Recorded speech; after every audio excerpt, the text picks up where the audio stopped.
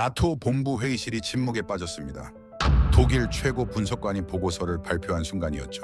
독일이 20년 걸릴 것을 누군가는 6년 만에 해냈고 유럽이 불가능하다고 했던 것을 누군가는 이미 완성한 뒤였습니다.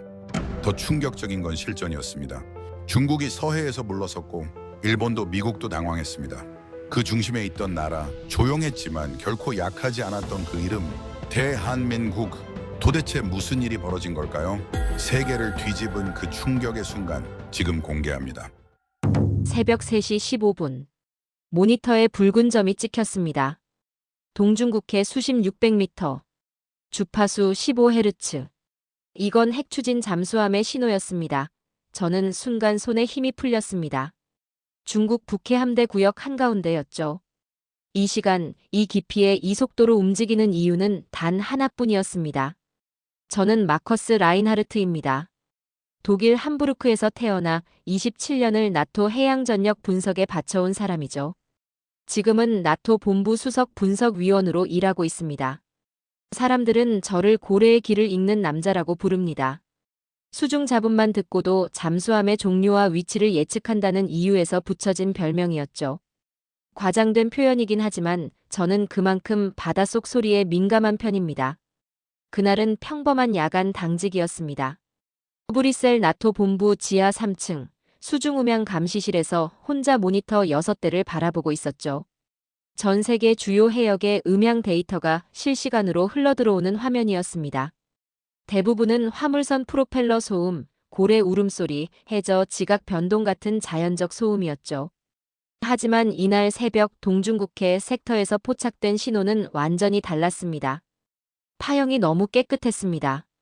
자연적인 해류 소음이라면 불규칙한 진폭을 보여야 하는데 이 신호는 마치 계산된 것처럼 일정한 패턴을 유지하고 있었죠. 저는 즉시 주파수 대역을 확대했습니다. 15Hz에서 20Hz 사이를 규칙적으로 오가는 저주파 신호가 선명하게 나타났습니다. 이건 대형 원자로 추진체가 만들어내는 특유의 회전음이었습니다. 위치 좌표를 확인하는 순간 제 심장이 빨라지기 시작했습니다. 북위 35도, 동경 127도. 중국 북해 함대 주력 작전구역 한가운데였죠. 수심은 600m, 이동 속도는 시속 40km 이상으로 추정됐습니다. 이 정도 속도와 깊이에서 움직일 수 있는 잠수함은 핵추진급밖에 없었습니다. 저는 손가락으로 테이블을 두드리며 데이터를 재확인했습니다. 기존에 우리가 파악하고 있던 중국 잠수함의 음향 패턴과 대조해봤죠. 상급, 원급, 진급 핵잠수함의 데이터베이스를 모두 뒤졌습니다. 하지만 정확히 일치하는 패턴이 없었습니다. 신호 강도는 기존 모델보다 30% 이상 강했고 주파수 간섭은 오히려 20% 정도 적었습니다. 이건 신형이거나 아니면 우리가 전혀 모르는 다른 국가의 잠수함일 가능성이 있었습니다. 저는 즉시 상부에 긴급 보고를 올렸습니다. 30분 뒤 브뤼셀 본부 주요 분석관들이 모두 소집됐죠. 새벽 4시가 채 안 된 시간이었지만 회의실은 긴장감으로 가득 찼습니다. 그리고 바로 그날 오전 북한이 전 세계를 놀라게 하는 발표를 했습니다. 6,000톤급 신형 전술 핵잠수함 공개였죠. 각국 언론은 일제히 호들갑을 떨었습니다. 하지만 저는 냉정하게 분석했습니다. 공개된 사진과 영상을 보는 순간 바로 알 수 있었죠. 저건 40년 된 낡은 선체에 철판만 덧댄 수준이었습니다. 원자로 기술도 추진 체계도 수중 기동 능력도 모두 9세대 수준이었죠. 하지만 문제는 따로 있었습니다. 북한이 감히 이런 걸 공개했다는 사실 자체가 위험 신호였습니다.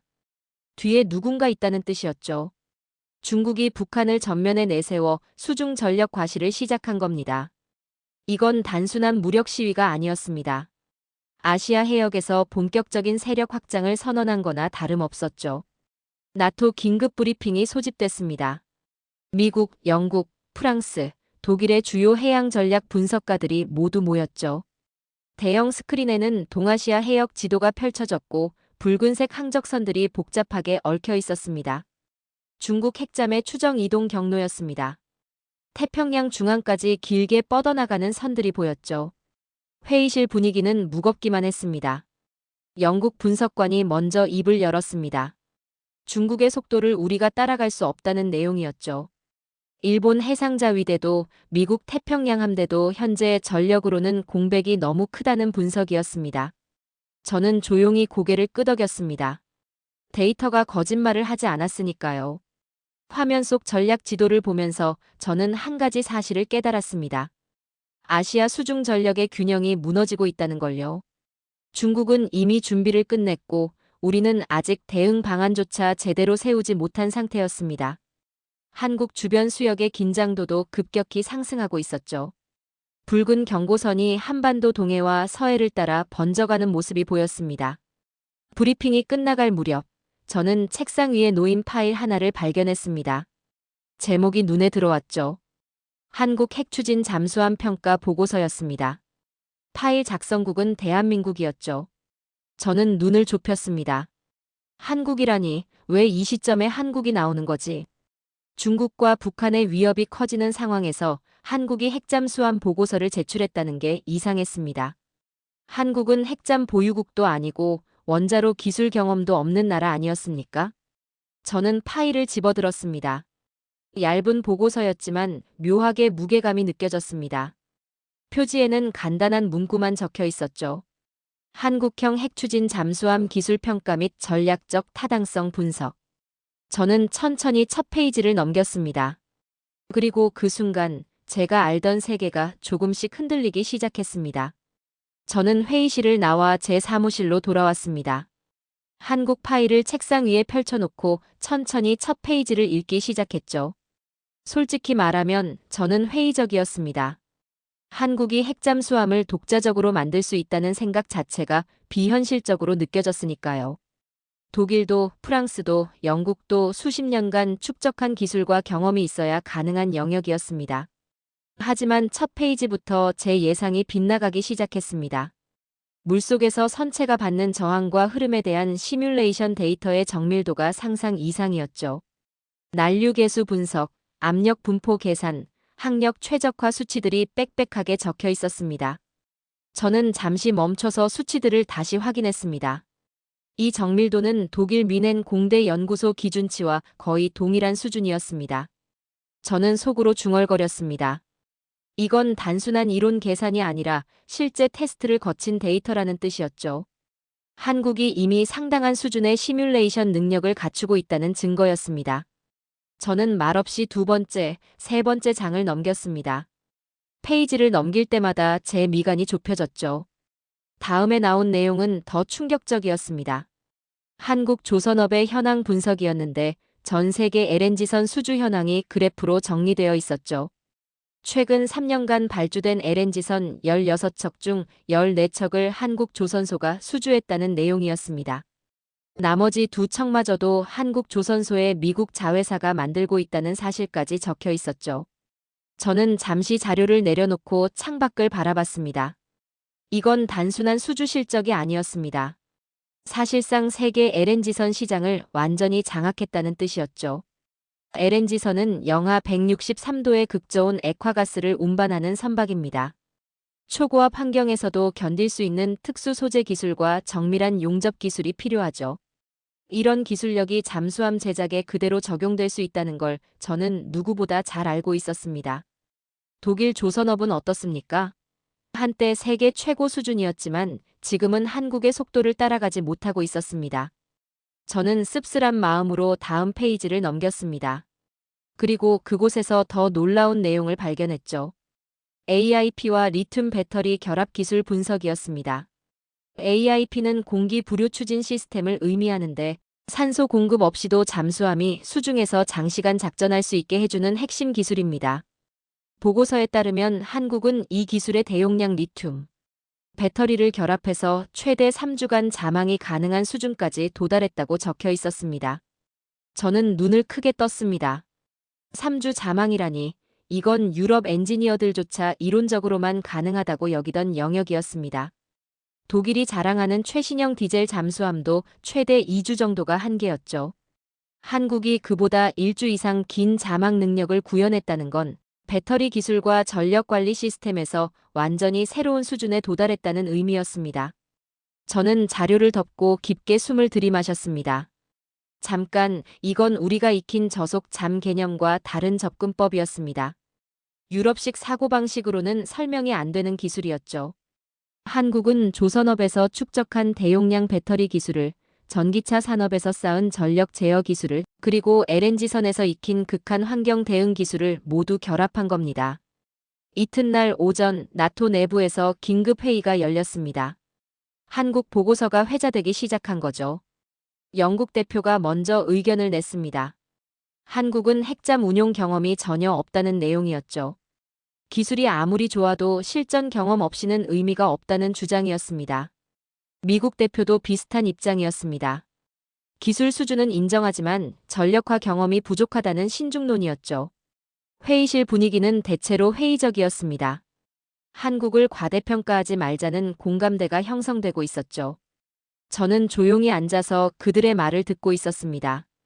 하지만 속으로는 다른 생각을 하고 있었죠. 경험보다 무서운 게 제조 능력이라는 걸요. 한국은 이론만 갖춘 나라가 아니었습니다. 실제로 만들어내는 나라였죠. 1년에 수십 척의 대형 선박을 건조하고 수백만 대의 전기차 배터리를 생산하고 수천 톤급 구조물을 정밀하게 용접하는 나라였습니다. 회의가 끝나고 저는 다시 제 자료를 펼쳤습니다. 한국 기술 문서를 처음부터 다시 읽어 내려갔죠. 이번엔 결함을 찾으려는 마음이 아니라 실체를 파악하려는 마음으로 읽었습니다. 그리고 한 가지 결론에 도달했습니다. 한국은 생산국이 아니라 실력국이었습니다. 독일의 전통, 프랑스의 감성, 영국의 규범 어느 쪽에도 속하지 않는 완전히 다른 계열이었죠. 한국의 기술은 설명이 아니라 결과로 존재했습니다. 말로 증명하는 게 아니라 숫자로 증명하는 방식이었죠. 저는 보고서 마지막 장을 덮으며 조용히 중얼거렸습니다. 한국은 이미 준비가 끝난 나라였다고요. 우리가 논쟁하는 동안 한국은 묵묵히 완성을 향해 나아가고 있었습니다. 며칠 뒤 저는 한국 측에서 제공한 추가 자료를 받았습니다. 장형 실험에 대한 상세 기술 문서였죠. 파일을 열자마자 저는 화면 앞에서 움직이지 못했습니다. 내부 구조 설계도가 펼쳐졌는데 이건 제가 알던 재래식 잠수함의 개념을 완전히 벗어난 수준이었습니다. 3주간 자망과 완전 전기 추진 체계가 하나의 플랫폼 안에 통합되어 있었습니다. 유럽에서는 이론상 가능하다고만 논의되던 기술이 한국에서는 이미 실행 단계로 넘어가 있었던 겁니다. 저는 설계도를 확대해서 배터리 배치 구조를 살펴봤습니다. 선체 중앙부에 모듈 방식으로 쌓아 올린 대용량 배터리가 보였고 그 주변으로 냉각 장치와 화재 차단 시스템이 정교하게 배열되어 있었죠. 독일이 2040년 목표로 삼았던 기술 수준을 한국은 벌써 넘어서고 있었습니다. 저는 마우스에서 손을 떼고 등받이에 몸을 기댔습니다. 이건 단순히 따라잡은 게 아니었습니다. 앞서 나간 겁니다. 다음 파일은 더 충격적이었습니다. 한국형 수직발사관 설계 도면이었죠. 저는 화면을 보는 순간 숨이 막혔습니다. 현무 4호 미사일을 잠수함에서 발사할 수 있도록 설계된 구조였습니다. 4.5톤 탄두를 탑재할 수 있는 발사관이었죠. 저는 화면을 확대하고 또 확대했습니다. 이건 공격용 전략 잠수함의 장착 기준이었습니다. 일반 재래식 잠수함에 이런 무장을 탑재한다는 건 사실상 전략 억제 전력으로 운용하겠다는 의미였죠. 한국은 방어용 잠수함이 아니라 공세적 작전이 가능한 플랫폼을 만들고 있었습니다. 유럽에서는 이런 개념 자체를 금기시했습니다. 재래식 잠수함에 전략 미사일을 탑재하는 건 전력 균형을 깨뜨리는 행위로 여겨졌죠. 하지만 한국은 그 금기를 넘어서고 있었습니다. 그것도 기술적으로 완벽하게 구현 가능한 수준으로요. 저는 파일을 닫고 잠시 생각에 잠겼습니다. 난 지금 뭘 보고 있는 거지? 한국이라는 나라는 도대체 어떤 나라인가? 조용히 자기 길을 가면서도 세계가 놀랄 만한 걸 만들어내는 나라였습니다. 그날 오후 저는 한국 조선 엔지니어들의 기술 설명 영상을 시청했습니다.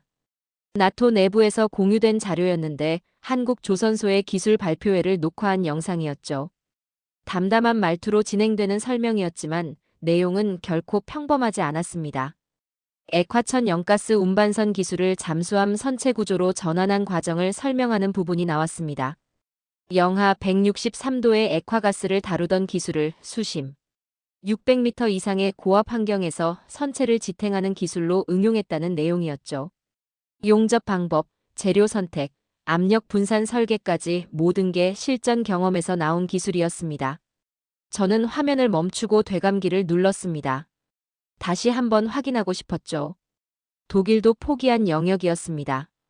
극저온 기술과 심해 압력 기술을 결합하는 건 이론적으로는 가능하지만 실제 구현이 거의 불가능하다고 여겨졌던 분야였죠. 그런데 한국은 그걸 산업화했습니다. 단순히 실험실에서 성공한 게 아니라 대량 생산 체계로 만들어낸 겁니다. 그리고 마침내 결정적인 자료가 제 손에 들어왔습니다. 한국형 원자로 설계 문서였죠. 파일명은 간단했습니다. 소형 원자로 독자 설계 최종 보고서. 저는 파일을 열고 첫 페이지를 읽기 시작했습니다. 미국 기술 도입 없이 완전 독자 개발했다는 문구가 눈에 들어왔습니다.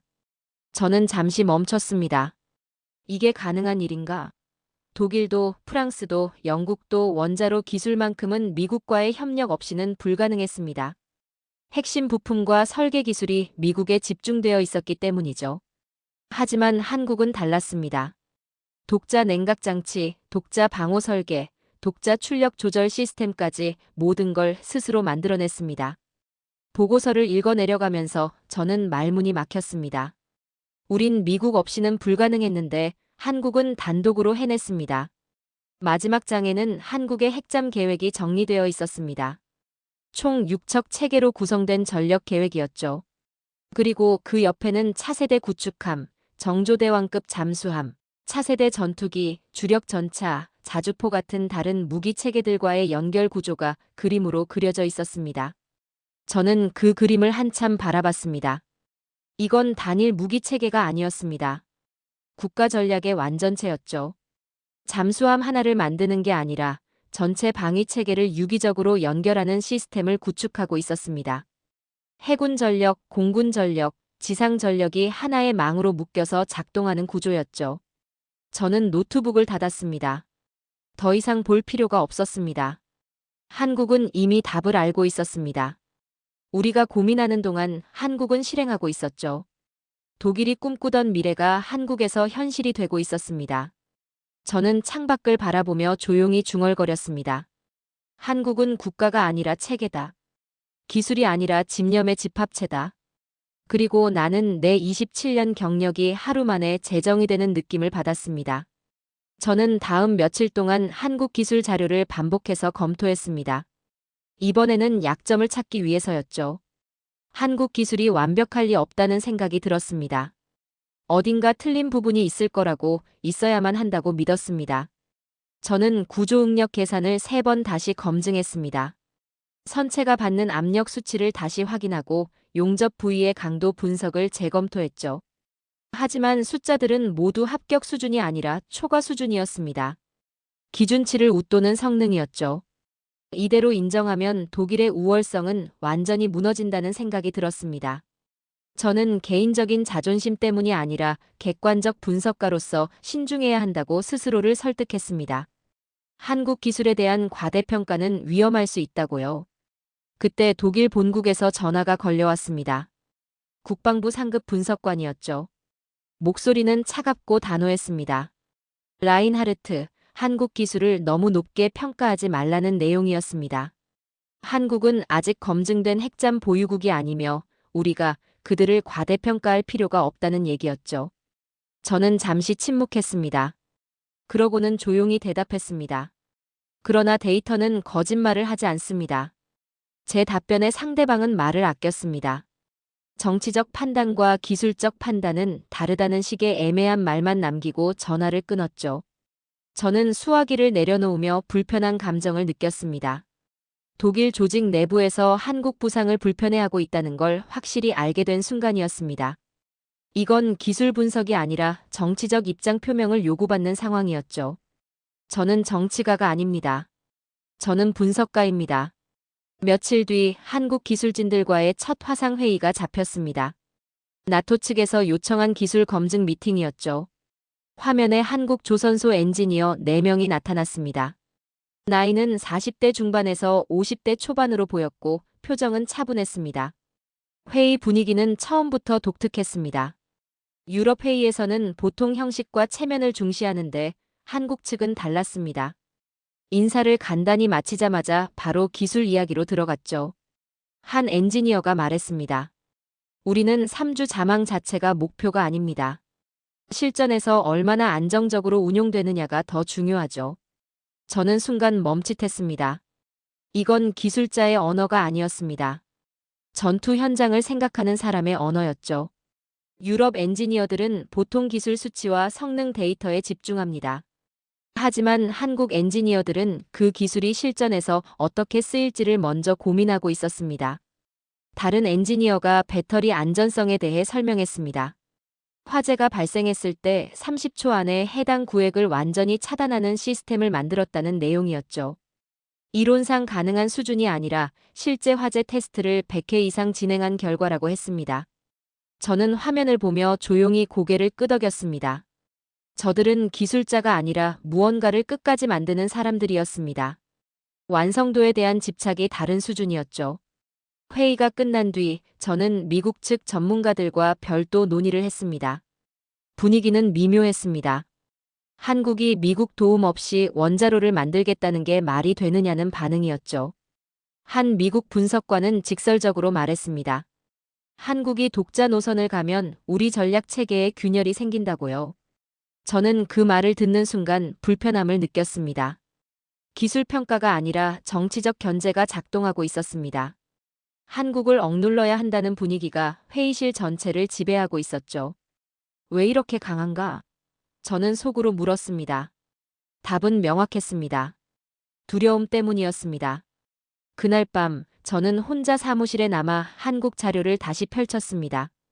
파일을 3번 열고 4번째를 열지 못했습니다. 오류가 없었으니까요. 제가 찾으려던 약점이 존재하지 않았습니다. 데이터는 완벽했고 설계는 치밀했으며 검증 과정은 철저했습니다. 저는 커피잔만 바라보며 앉아 있었습니다. 손에 든 계산기를 두드리는 제 손가락이 떨리고 있었죠. 부정하고 싶은데 데이터가 허락하지 않았습니다. 한국은 변명의 여지를 남기지 않는 나라였습니다. 저는 스스로에게 물었습니다. 내가 틀린 건가? 27년 동안 쌓아온 제 기준이 잘못된 건가? 아니면 세상이 바뀐 건가? 한국이라는 나라는 제가 알던 분류체계 어디에도 들어맞지 않았습니다. 창밖은 어두웠고 브뤼셀 거리에는 비가 내리고 있었습니다. 저는 노트북을 닫고 깊게 한숨을 쉬었습니다. 한국을 완전히 믿지는 않지만 이상하게도 부정할 근거가 사라져가고 있었습니다. 제 확신이 조금씩 흔들리고 있었죠. 일주일 뒤 나토 내부 자료실에 한국 잠수함의 현장 테스트 영상이 공개됐습니다. 저는 즉시 영상을 재생했죠. 화면에는 동해 해역에서 진행된 수중 음향 테스트 장면이 담겨 있었습니다. 테스트 결과가 화면에 떴습니다. 수중 소음 수치가 독일 최신형 잠수함보다 20에서 30% 낮았습니다. 저는 숨을 멈췄습니다. 조용하다는 수준이 아니었습니다. 이건 심해의 그림자였죠. 거의 감지가 불가능한 수준이었습니다. 영상 속 잠수함은 물살을 가르는 게 아니라 물에 녹아 있었습니다. 추진 소음도 기계 진동음도 거의 들리지 않았죠. 제가 지난 20년간 본 어떤 잠수함보다 조용했습니다. 저는 처음으로 놀라움이 아닌 존경을 느꼈습니다. 다음 자료는 한국이 직접 공개한 모듈형 설계 방식이었습니다.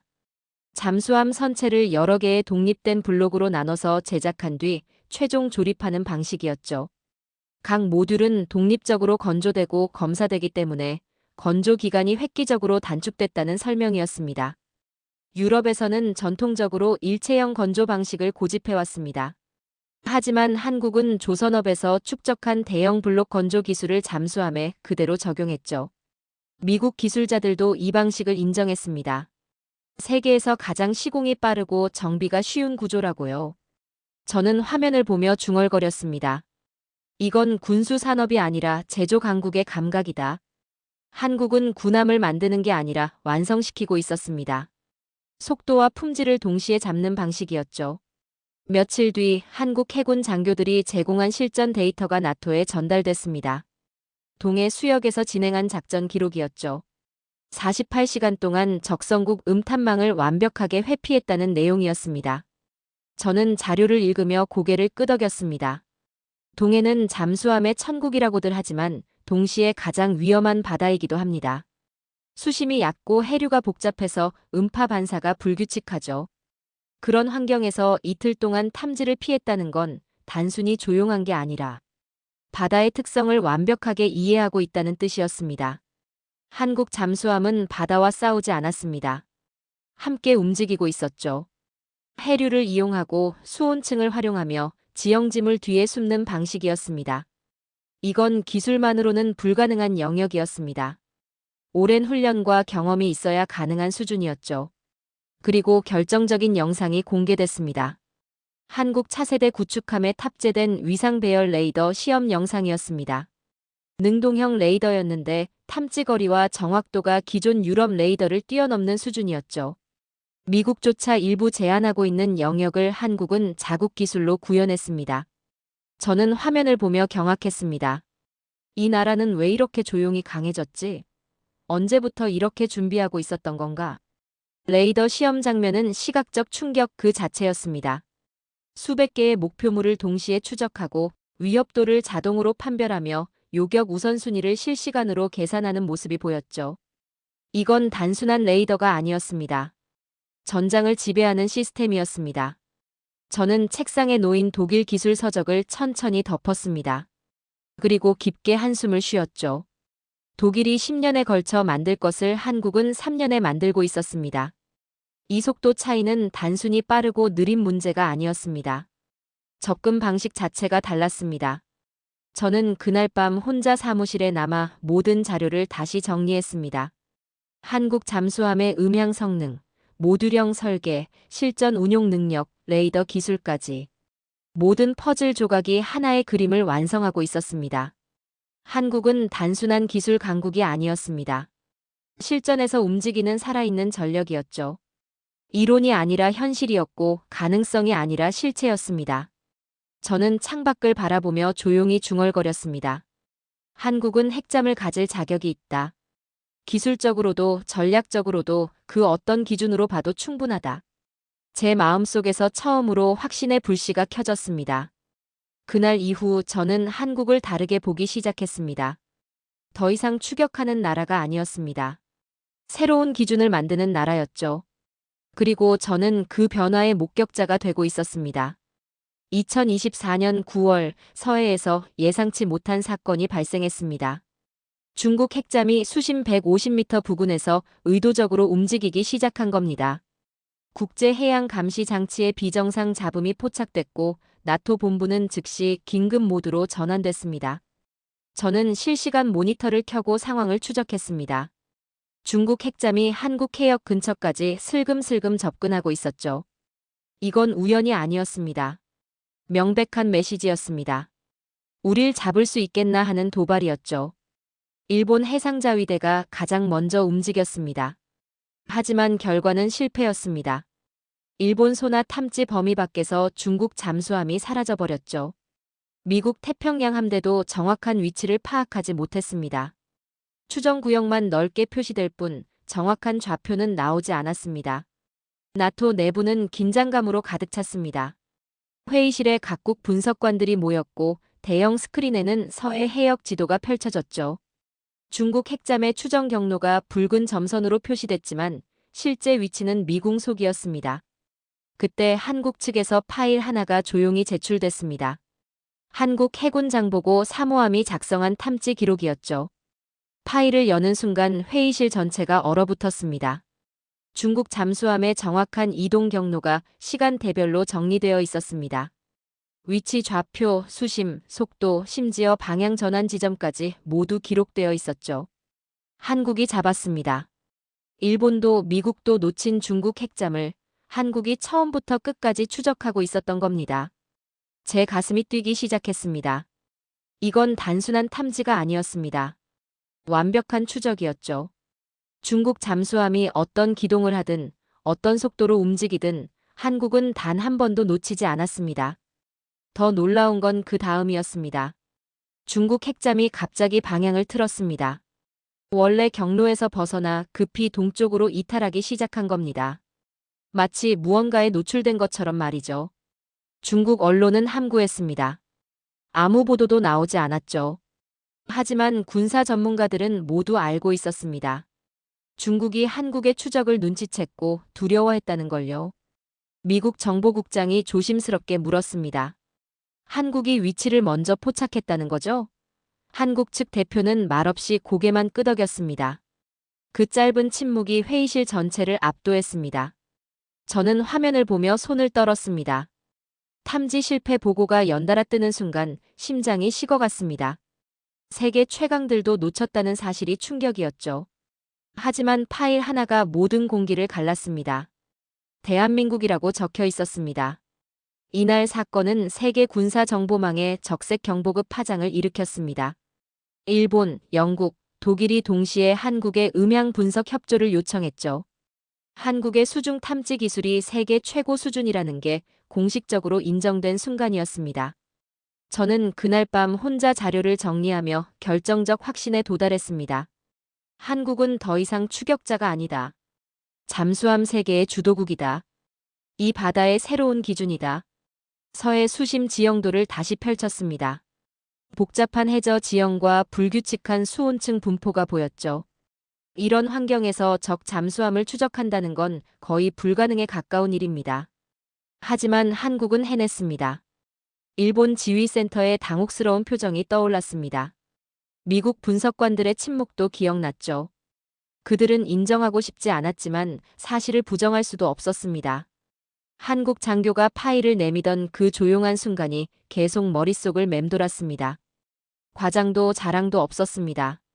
그저 사실만 담담하게 제시했죠. 그 태도가 오히려 더 강렬했습니다. 중국 핵잠의 항적이 지도에서 갑자기 꺾이는 장면을 다시 확인했습니다. 그 지점이 바로 중국이 한국의 추적을 눈치챈 순간이었죠. 세계 두 번째 군사 강국이 작은 나라의 기술 앞에서 물러선 겁니다. 저는 노트북을 닫고 깊게 숨을 들이마셨습니다. 그날 나는 세계가 뒤집히는 소리를 들었다. 아시아 해양 전력의 중심축이 완전히 이동한 순간이었습니다. 한국은 조용했지만 결코 약하지 않았습니다. 말은 적었지만 실력은 압도적이었죠. 그리고 이제 전 세계가 그 사실을 알게 됐습니다. 저는 창밖을 바라보며 중얼거렸습니다. 이 바다는 이제 한국 없이는 설명할 수 없다. 한국이 움직이지 않으면 아무도 움직이지 못한다. 새로운 시대가 시작됐습니다. 이틀 뒤 나토 고위급 회의실에 극비 자료가 전달됐습니다. 봉인된 파일이었죠. 코드명은 KD4라이즌 한국심의 계획이었습니다. 저는 파일을 여는 순간 숨이 멎었습니다. 한국형 핵잠 1호함부터 3호함까지의 설계 진행률이 상세히 적혀 있었습니다. 이건 단순한 가능성이나 계획이 아니었습니다. 이미 실행 중인 프로젝트였죠. 1호함은 선체 건조 70%, 2호함은 설계, 최종 검토 단계, 3호함은 초기 자재 발주 완료 상태였습니다. 제가 가장 충격받은 건 원자로 부분이었습니다. 한국 원자로는 이미 탑재 준비 단계로 들어가 있었습니다. 미국 기술 개입은 0%였죠. 독자 냉각 장치, 독자 방호 설계, 독자 출력 조절 시스템이 모두 완성되어 있었습니다. 저는 의자에 등을 기대며 말문이 막혔습니다. 독일은 20년 걸린 작업을 한국은 6년 만에 해냈습니까? 이건 기술 격차가 아니었습니다. 의지의 차이였죠. 다음 페이지에는 예상 작전 지도가 펼쳐져 있었습니다. 한국 핵잠의 작전 반경이 그려져 있었는데 시속 40에서 50km로 24시간 전속 항해가 가능했습니다. 수중에서만 한국 서해, 동해, 태평양을 연속 순환할 수 있는 능력이었죠. 더 충격적인 건 사거리 시뮬레이션이었습니다. 중국, 러시아, 북한의 핵심 지역과 바로 연결되는 타격 범위가 표시되어 있었습니다. 회의실 전체가 침묵에 잠겼습니다. 한 영국 분석관이 조용히 중얼거렸습니다. 우린 그동안 한국을 너무 작게 봤다고요. 마지막 페이지에는 수직발사관 16셀 설계 도면이 공개되어 있었습니다. 현무 4호급 공격형 미사일을 다중 장전할 수 있는 구조였죠. 저는 숨을 삼켰습니다. 이건 방어용이 아니었습니다. 전략 억제력이었습니다. 한국은 핵잠 기술을 따라가는 나라가 아니었습니다. 필요하니까 그냥 만드는 나라였죠. 허락을 구하지 않고 눈치를 보지 않으며 스스로 결정하고 실행하는 나라였습니다. 저는 회의실을 나와 복도에 섰습니다. 손이 떨렸습니다. 나는 내 조국 독일이 한국을 평가절하한 대가를 깨달았습니다. 한국은 기술을 따라간 게 아니라 기술을 초월했습니다. 전술이 아니라 전략이었고 무기가 아니라 패러다임이었습니다. 회의실 안에서는 여전히 논쟁이 이어지고 있었습니다. 하지만 저는 이미 결론에 도달했죠. 한국은 절대로 건드릴 나라가 아니다. 이 나라는 조용히 준비했고 완벽하게 실행하고 있으며 이제 세계에 그 결과를 보여주고 있었습니다. 저는 창밖을 바라보며 조용히 다짐했습니다. 이 변화를 기록해야 한다. 한국이 어떻게 세계 해양 전력의 중심으로 올라섰는지 그 과정을 정확히 남겨야 한다. 저는 그 목격자였고 이제는 증인이 되어야 했습니다. 이후 저는 한국 핵잠 보유가 세계에 미칠 파급력을 분석하기 시작했습니다. 단순한 기술 평가가 아니라 전략 지도 전체를 다시 그려야 하는 작업이었죠. 첫 번째 변화는 중국이었습니다. 한국이 핵잠을 보유하면 중국 핵잠은 더 이상 서해 깊숙이 들어올 수 없게 됩니다. 한국의 수중 탐지 능력이 이미 증명됐고 거기에 핵잠까지 더해지면 서해는 사실상 한국의 바다가 되는 겁니다. 일본은 수중 정보 의존도가 한국에 더 높아질 수밖에 없습니다. 동해와 서해를 연결하는 해역에서 한국만큼 정확한 정보를 가진 나라가 없으니까요. 미국 역시 한국을 단순한 전략 파트너 이상으로 취급할 겁니다. 동아시아 해양 전력의 축이 완전히 한국 중심으로 재편되는 거죠. 저는 결론을 내렸습니다. 한국은 동아시아 해양 전력의 축이다. 이 나라 없이는 이 바다의 균형을 설명할 수 없다. 다음으로 분석한 건 한국의 군사산업 생태계였습니다. 조선, 원자로, 배터리, 미사일, 레이더가 모두 국산으로 연결되어 있었습니다. 이건 세계 어디에도 없는 구조였죠.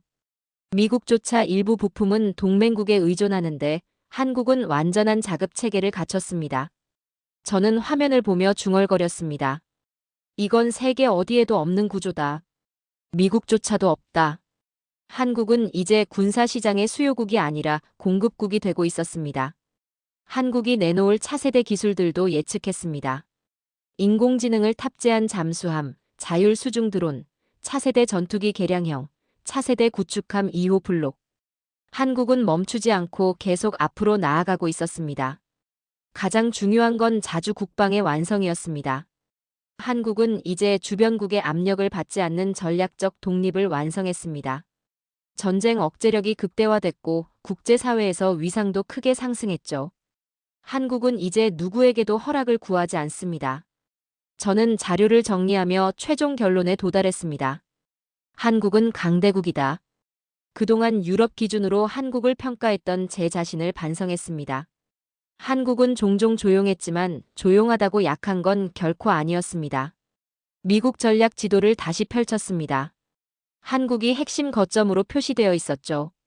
유럽 기술자들이 한국 데이터를 다시 분석하는 모습도 보고서에 담겨 있었습니다. 한국 조선소 야간 조명 아래 움직이는 거대한 선체 사진도 있었죠. 한 장의 사진이 제 눈길을 끌었습니다. 한국의 젊은 엔지니어들이 회의실에서 웃으며 토론하는 모습이었습니다. 그들의 표정에는 자신감이 가득했죠. 두려움도 주저함도 없었습니다. 그저 자기 일을 즐기는 사람들의 얼굴이었습니다. 저는 노트북을 천천히 닫았습니다. 더 이상 분석할 게 없었습니다. 한국은 이미 완성된 나라였고 저는 그 완성을 목격한 증인이었습니다. 창밖으로 브뤼셀의 저녁 하늘이 보였습니다. 저는 깊게 숨을 들이마시며 조용히 중얼거렸습니다. 한국은 전쟁을 원하지 않지만 전쟁을 두려워하지도 않는다. 이 나라의 기술은 조용히 그러나 압도적으로 세계를 바꾼다. 한국이 앞으로 어디로 가는지 나는 지켜볼 자격이 있다. 저는 그날 이후 완전히 달라진 사람이 됐습니다. 한국을 보는 시각이 바뀌었고 세계를 보는 관점도 달라졌습니다. 저는 이제 확신합니다. 한국은 이 바다의 중심이며 새로운 시대의 시작입니다.